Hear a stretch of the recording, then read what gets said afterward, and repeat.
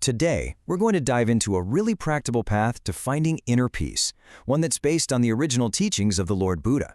It's a profound but surprisingly simple way to help lift your mind when it feels like it's fallen into sadness or depression. So, let's get right into it.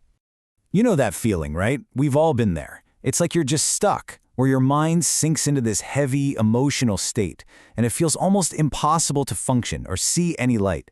It's such a common human experience. But what if the way we usually try to deal with it is actually making things a whole lot worse? Now, according to these teachings, this state has a name. It's called the fallen mind.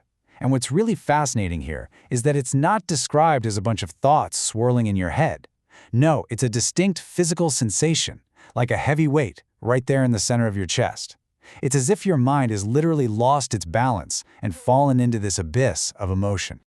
So what's our go-to move when this happens? We try to fix it, right? We fight it. We try to reason with it, analyze it, or just push it away. We tell ourselves, I shouldn't feel this way. And we launch this whole mental battle to try and solve the problem of this bad feeling. But here's the big twist. These teachings point out that when we directly fight the emotion, we're actually just making it stronger. It's like pressing down on a wound. By focusing all our energy on the pain, we get even more tangled up in it, and that just makes the mind sink deeper and deeper. This whole idea leads us to a really fundamental principle. The mind simply responds to whatever is nearest to it. So if you place it right next to pain, guess what? It's going to absorb that pain. But if you place it next to something else, well, that's where the solution starts to take shape.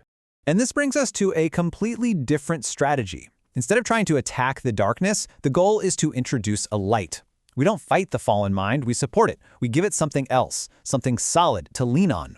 And let's be super clear about this. The goal isn't to just snap your fingers and make the sadness disappear. It's more strategic than that. We're giving the mind a stable, wholesome anchor to hold on to. And by providing that support, the mind naturally starts to pull itself up because it finally has something better to respond to. So what is this practice? It's called the recollection of the triple gem, and this is actually considered the very first foundational step on what's known as the path of liberation. It's a way to build this unshakable confidence, clarity, and a real sense of direction on your inner journey. The practice itself is beautifully simple. It just involves 3 steps. It's all about mindfully repeating what are called the 3 refuges, and really taking a moment to connect with what they mean. So, let's see how this works, one gem at a time. Okay, the first recollection is Buddho me nato, which means Buddha is my noblest refuge. Now, this isn't about a historical person.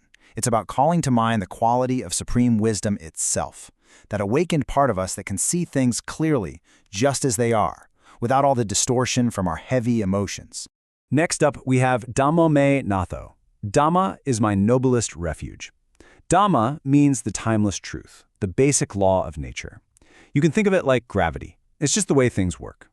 So by taking refuge here, we're aligning ourselves with that fundamental truth, the natural path that leads out of suffering.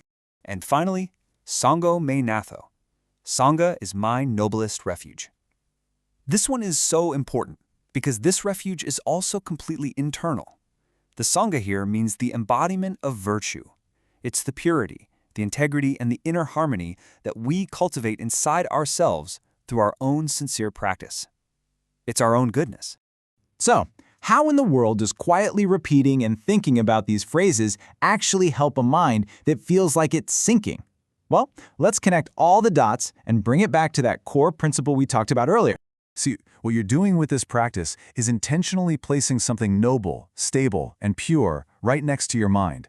And since the mind responds to whatever is nearest, it starts to grab on to these qualities of wisdom, truth, and virtue instead of drowning in the emotion. You're essentially giving it a lifeline to pull itself out of the depths.